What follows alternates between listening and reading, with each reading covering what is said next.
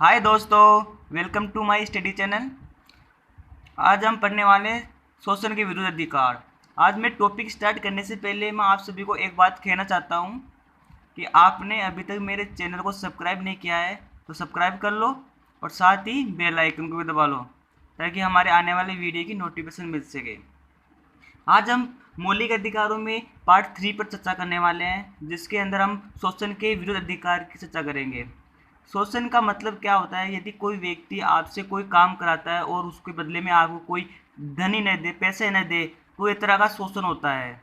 एक शोषण वो भी होता है यदि कोई दुकानदार आपसे कोई, मान लो उसकी कोई वस्तु की रेट बाजार के अंदर 20 रुपये है और आपसे 30 रुपये ले लेता है, वो भी शोषण ही कहलाता है। शोषण के विरुद्ध अधिकार का उल्लेख हमारे जो मौलिक अधिकारों के अंदर अनुच्छेद अनुच्छेद हमारे 23 से 24 तक उल्लेख किया गया, यानी आर्टिकल 23 से 24 तक उल्लेख किया गया है इसके अंदर, यानी शोषण के विरुद्ध अधिकार का उल्लेख हम पढ़ने वाले हैं आर्टिकल 23 यानी एक्ट 23 के अंदर हमारे जो पहली बात बोली गई, यदि कोई भी व्यक्ति है ना किसी भी व्यक्ति से बेगार नहीं करा सकता, यानी इसमें बेगार प्रथा पर रोक का उल्लेख किया गया है। यानी कोई भी व्यक्ति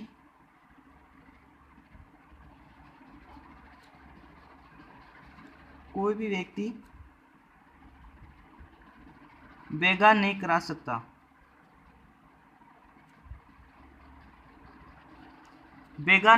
या इसके अंदर है ना, इसमें बेगार प्रथा पर रोक लगाई गई है।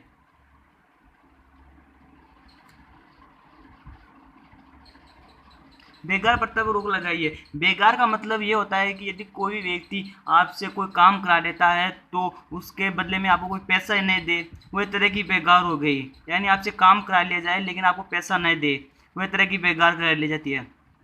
लेकिन इसके अंदर एक चीज़ और बात का उल्लेख किया गया है, इसके अंदर है ना दूसरी बात का उल्लेख किया गया है, तो मानव व्यापार है। मानव व्यापार के लिए भी इस पर रोक लगाएगी है। इसके अंदर मानव व्यापार पर रोक लगाई है, यानी आर्टिकल 23 के अंदर दूसरी बात लिखी गई है जो मानव व्यापार पर रोक पर लगाई गई है। मानव व्यापार का मतलब होता है कि मनुष्य को खरीदना और बेचना, ये तरह का मानव व्यापार हो जाता है। और हम मानव व्यापार के लिए एक शब्द का यूज करते हैं जिसको बोलते हैं कबूतरबाजी। यानी मानव व्यापार के लिए हम एक शब्द का यूज करते हैं, उसका नाम है कबूतरबाजी। याद रखना, मनुष्य के व्यापार के लिए हम कबूतरबाजी का शब्द का यूज करते हैं। इसके अंदर तीसरी बात लिखी गई है, लेकिन जो सरकार है, हमारी जो सरकार है, गवर्नमेंट है, जो हमारे जो राष्ट्र हित के अंदर किसी भी व्यक्ति से काम करा सकती है। यानी जो हमारा गवर्नमेंट है वो हमारे किसी भी, हमारे जो देश के अंदर जो भी व्यक्ति रह रहे हैं उनसे वो राष्ट्र हित के अंदर काम करा सकती है। लेकिन जो सरकार है ना, किसी से भी राष्ट्र हित के अंदर काम करा सकती है, हित के काम करा सकती है। लेकिन यदि सरकार किसी भी व्यक्ति से राष्ट्र हित के अंदर काम कराती है तो वो व्यक्ति को यदि वो मना करता है तो भी सरकार उसे काम करा सकती है। ध्यान रखना, हम आर्टिकल 23 के अंदर है ना, हम शोषण के विरुद्ध के अधिकार की बात कर रहे हैं, जिसके अंदर हमने पहला आर्टिकल 23 के अंदर पहली बात पूछी यदि कोई बेगार प्रथा का पर रोक लगाई है। इसके अंदर दूसरी बात लिखी गई है कि यदि मानव व्यापार पर रोक लगाई गई है, और तीसरी बात है जो सरकार है ना किसी व्यक्ति से राष्ट्र हित के अंदर काम करा सकती है। अब आर्टिकल 24 के अंदर है ना बाल श्रम पर रोक लगाई गई है। यानी बाल श्रम, बाल यानी क्या होते हैं? छोटे बच्चे होते हैं, यानी हम जो 14, अपन बच्चे किसको मानते हैं? 14 वर्ष से कम आयु के बच्चे लड़के होते हैं ना, उन बच्चे या लड़कियां जो भी होती है उनको हम बच्चे मानते हैं। यानी सरकार ये बोलती, आर्टिकल 24 के अंदर ये बोला गया यदि कोई भी बच्चा है जो 14 साल से कम है, उनसे जोखिम भरे काम नहीं करा सकते। यानी इसका मतलब है कि बाल श्रम पर रोक लगाएगी आर्टिकल 24 के अंदर। यानी बाल श्रम पर रोक, यानी बाल यानी बच्चे, श्रम यानी काम, यानी आप किसी को बच्चों से काम नहीं करा सकते। यानी इसके अंदर निकाला गया है कि 14 वर्ष से कम आयु के बच्चों से जोखिम भरे काम नहीं करा सकते।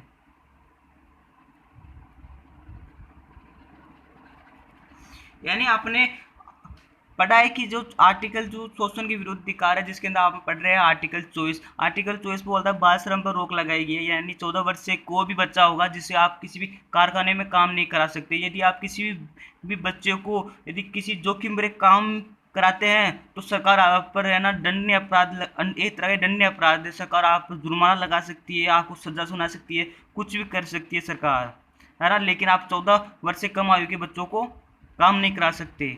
आर्टिकल 24 के अंदर ये बोला गया है। हम अब आगे बढ़ने वाले हैं धार्मिक स्वतंत्रता के अधिकार, यानी हमारा जो दूसरा टॉपिक है इसके अंदर अब पढ़ने वाले धार्मिक स्वतंत्रता के अधिकार।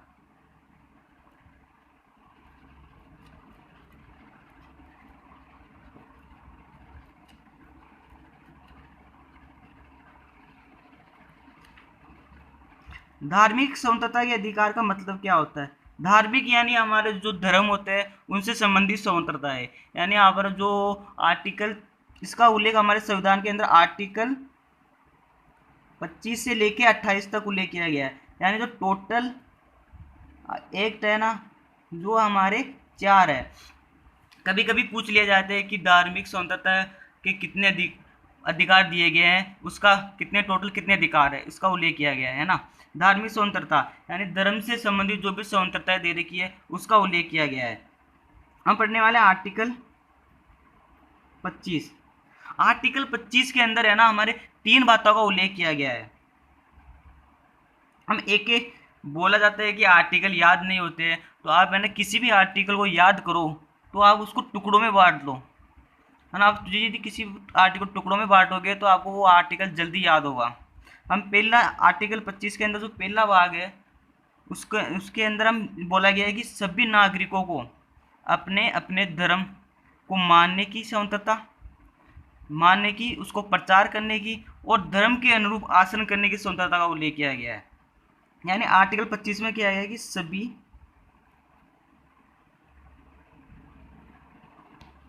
नागरिकों को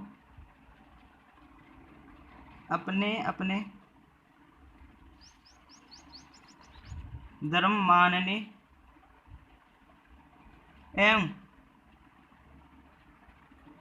प्रचार करने एवं धर्म के अनुरूप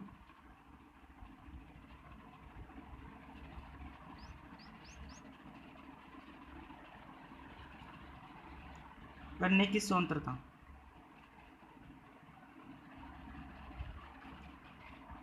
यानी आर्टिकल 25 का 1 के अंदर बोला है कि ये जो सभी नागरिक है उसको अपने अपने धर्म के अनुरूप आचरण करने की स्वतंत्रता का उल्लेख किया गया है।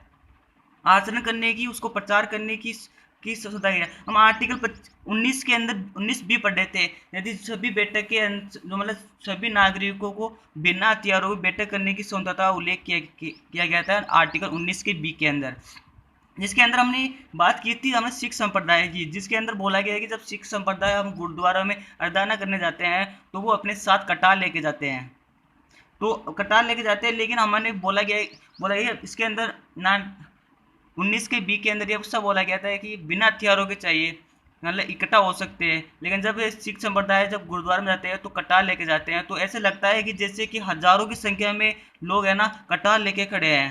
तो वो है ना हमारे आर्टिकल 25 के अंदर ही इसका उल्लेख किया गया है, इसके अनुरूप आचरण करते हैं, न कि हमारे जो आर्टिकल 19 के बी का उल्लंघन है। अब हम पढ़ने वाले हैं आर्टिकल 25 का सेकंड भाग। आर्टिकल सेकंड के अंदर बोला गया है कि सभी अपने धर्म परिवर्तन करने की स्वतंत्रता का उल्लेख किया गया है। यानी इसके अंदर क्या किया गया, धर्म परिवर्तन करने की स्वतंत्रता। धर्म परिवर्तन करने की स्वतंत्रता का उल्लेख किया गया है, लेकिन हम है ना ऐसे ही धर्म परिवर्तन नहीं कर सकते। इसके अंदर है ना बहुत सारी कंडीशन है उसका उसको पालना करनी पड़ती है। ऐसे ही हम धर्म को परिवर्तन नहीं कर सकते, इस बात का ध्यान रखना। इसके अंदर तीसरी बात लिखी गई है, जो हिंदू सार्वजनिक वर्ग के स्थान है वो सभी वर्ग के लोगों के लिए खुले रहेंगे। इसके अंदर इसी बात 25 के 3 के अंदर लिखी गई, जो हिंदू सार्वजनिक स्थान है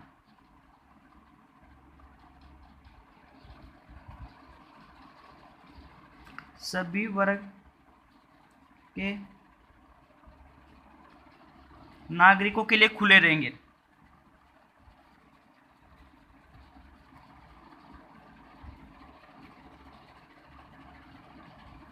यानी हमने पढ़ा था हमने पढ़ा था आर्टिकल 15 के अंदर हमने तीसरा भाग पढ़ा था। उसके अंदर ये सब उल्लेख था कि जो सार्वजनिक वर्ग के स्थान है ना वो सभी नागरिकों के लिए खुले रहेंगे।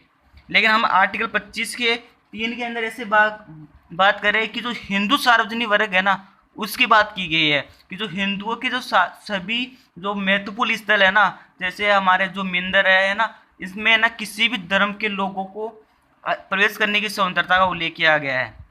और आर्टिकल 15 के 3 के अंदर है ना, तो सभी सार्वजनिक वर्ग के स्थान है ना उसके अंदर प्रवेश करने की स्वतंत्रता उल्लेख किया गया। यानी कोई किसी भी व्यक्ति को धर्म के आधार पर किसी भी मंदिर में किसी भी है ना सार्वजनिक स्थल के अंदर है ना प्रवेश करने के लिए रोका नहीं जाएगा। आर्टिकल 25 के 3 के अंदर ऐसा हिंदू के लिए बात किया गया और आर्टिकल 15 के 3 के अंदर हमारे सभी सार्वजनिक स्थल की बात किया है। अब आएगा आर्टिकल 26। आर्टिकल 26 के अंदर है ना हमारे जो सभी नागरिकों अपने अपने धर्म संस्थाओं अपने अपने धार्मिक संस्थाओं का स्थापीकरण एंड प्रबंधन करने की स्वतंत्रता का उल्लेख किया गया है। इसके अंदर हम दो बातों का उल्लेख किया गया है। यानी एक बात क्या उल्लेख है कि सभी नागरिकों को अपने अपने जो धार्मिक संस्थाओं की स्थापना एवं प्रबंध करने की स्वतंत्रता का उल्लेख किया गया है। यानी सभी नागरिकों को अपने अपने धर्म के धार्मिक संस्थाओं की स्थापना एंड प्रबंधन करने की स्वतंत्रता है। यानी आर्टिकल 26 के 1 के अंदर बोला गया है कि जो सभी नागरिकों को है ना अपने अपने धार्मिक संस्थाओं की स्थापना एवं प्रबंधन करने की स्वतंत्रता का उल्लेख किया गया है आर्टिकल हमारे 26 के 1 के अंदर। यानी आप इसके अंदर ये सब लगेगा कि आप कोई भी व्यक्ति है किसी भी धर्म का हो तो वो अपने अपने धर्म के धार्मिक संस्थाओं की स्थापना कर सकता है। उसके अंदर है ना आपको कोई भी रोक टोक नहीं है। यानी हमारे जो गवर्नमेंट है आपको किसी भी व्यक्ति को अपने धर्म की जो धार्मिक संस्थाओं की स्थापना करने के लिए बाध्य नहीं कर सकती, यानी रोक नहीं सकती है। और नहीं और उनका प्रबंधन करने की स्वतंत्रता का उल्लेख किया गया है। यानी आप उसका प्रबंधन भी कर सकते हो का उल्लेख कर सकता गया है। और इसके अंदर हमारे 26 के सेकंड भाग में बोला गया है कि जो जंगम स्थिति जंगम या इस्तवार संपत्ति है ना संपत्ति अर्जित करने की स्वतंत्रता का उल्लेख किया गया है। यानी इस्तवार का मतलब होता है जो स्थिर संपत्ति को अर्जित करने की का स्वतंत्रता उल्लेख है। यानी आप कोई भी जमीन खरीद सकते हो यानी ऐसी स्वतंत्रता का उल्लेख किया गया है। धर्म के लिए धार्मिक संस्थाओं की स्थापना करने के लिए आप किसी भी संपत्ति को अर्जित कर सकते हो, इसका उल्लेख किया गया। यानी जंगम का मतलब होता है कि जो स्थिर भूमि होती है ना स्थिर संपत्ति को अर्जित करने की क्षमता, यानी या स्थावर संपत्ति को अर्जित करने की स्वतंत्रता। यानी इसके अंदर हमारे जो स्थिर संपत्ति को अर्जित करने की स्वतंत्रता का उल्लेख किया गया 26 के सेकंड के अंदर, है ना। अब आएगा आर्टिकल 27। आर्टिकल 27 के अंदर है ना हमारे को किसी सरकार है ना सरकार हमारे किसी धर्म के नाम को बढ़ावा देने के लिए किसी टैक्स नहीं ले सकती। ध्यान रखना, धर्म को यानी धर्म को बढ़ावा देने के लिए सरकार टैक्स नहीं ले सकती है। यानी इसके अंदर बोला है कि जो हमारी तो धार्मिक संपत्ति है धार्मिक संपत्ति है, जो हमारा जो मंदिरों में जो पैसा दिया जाता है वो कर रहित होता है, उसके अंदर है ना सरकार टैक्स नहीं लेगी। यानी इसके अंदर बोला गया है कि धार्मिक संपत्ति है ना, धार्मिक संपत्ति कर रहित होती है। यानी इसके अंदर बोला है कि धर्म के नाम पर बढ़ावा देने के लिए सरकार टैक्स नहीं ले सकती, टैक्स नहीं लगा सकती। यानी इसका ऐसा बहुत से दूसरी बात ऐसे भी लिख सकते हैं इसके अंदर, या ना जो यानी धर्म के नाम को बढ़ावा देने के लिए सरकार टैक्स नहीं लगा सकती। यानी इसके अंदर बोला गया है, यानी हम इसके आर्टिकल 27 के अंदर ऐसा बोला गया है कि हमारी जो धार्मिक संपत्ति है वो उस पर सरकार टैक्स नहीं लेगी। यानी ऐसा संपत्ति का स्रोत जिसका संबंध है ना हमारे धार्मिक से संबंधित हो, उस पर है ना सरकार टैक्स नहीं ले सकती है। यानी हमारे जो मंदिरों में जो पैसा आता है वो हमेशा कर रही तो होता है, उस पर हमारे को टैक्स देने की, इनकम टैक्स देने की कोई ज़रूरत नहीं है। ठीक है। अब आर्टिकल 28 के अंदर ये बोला है कि जो हमारी शिक्षण संस्था है ना उसके अंदर धार्मिक शिक्षा नहीं दी जाएगी। यानी धार्मिक शिक्षण संस्थाओं पर रोक लगाई है। यानी हमारे जो स्कूलें हैं, हमारे गवर्नमेंट स्कूल है या प्राइवेट स्कूल है, किसी भी संस्था हो है ना, उसके अंदर हमारा धर्म से संबंधित शिक्षा नहीं दी जाएगी। यानी धार्मिक शिक्षा पर रोक लगाई गई है।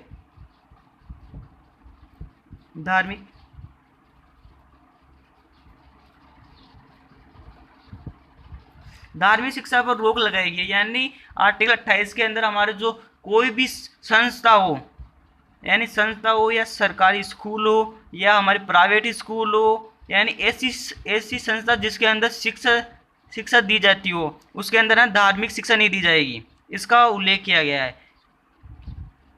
हमने पिछले वीडियो में पढ़ा था कि हमारा स्वतंत्रता के अधिकार, जिसके अंदर हमने हमारे वीडियो में कोई टेक्निकल प्रॉब्लम होने के कारण हमने उसके आर्टिकल 19 के अंदर जो स्वतंत्रता दी रखी थी उसका तो उल्लेख कर लिया था, लेकिन हमारे जो उस पर रोक कैसे लगाए उस पर चर्चा नहीं की थी। आज हमारा थोड़ा बहुत टाइम बाकी है, इसलिए हम उन पर चर्चा कर लेते हैं। यदि हमारे जो आर्टिकल 19 के अंदर हमें जो स्वतंत्रता दे रखी है, यदि कोई भी व्यक्ति है ना, यदि हमारे जो नाले है यदि उसकी अवमानना करता है ना, तो उस पर स्वतंत्रता पर रोक लगा सकते हैं। यदि ऐसी स्वतंत्रता जिसके कारण है ना हमारे जो विदेशी संबंध खराब होते हैं तो उस पर सरकार रोक लगा सकती है। ऐसी स्वतंत्रता जिसके कारण हमारे जो लोक व्यवस्था है ना, जिसको प्रॉब्लम हो, यदि उसको नुकसान हो तो सरकार उस पर क्या करती है, रोक लगा सकती है। यानी ऐसी स्वतंत्रता जिसके कारण हमारे जो कानून है, कानून की अवमानना होती है, कानून का उल्लंघन होता है, सरकार उस पर रोक लगा सकती है। यानी हमारे जो स्वतंत्रता दे रखी है वो हमारे बाध्य है, सीमा के अंदर बंधित है। यानी कभी कभी हमारे क्वेश्चन ऐसा भी आ सकता है कि हमारे जो आर्टिकल 19 में स्वतंत्रता दे रखी है, क्या वो सीमा बंधित है या निर्बंध है या क्या है। ये ध्यान रखना, हमारे जो आर्टिकल में 19 के अंदर जो स्वतंत्रता दे रखी है वो सीमा के अंदर बंधित है, यानी उसके अंदर रोक भी लगाई जा सकती है। आप सभी को मेरा वीडियो कैसा लगा कमेंट करके ज़रूर बताएं। Thank you watching my video.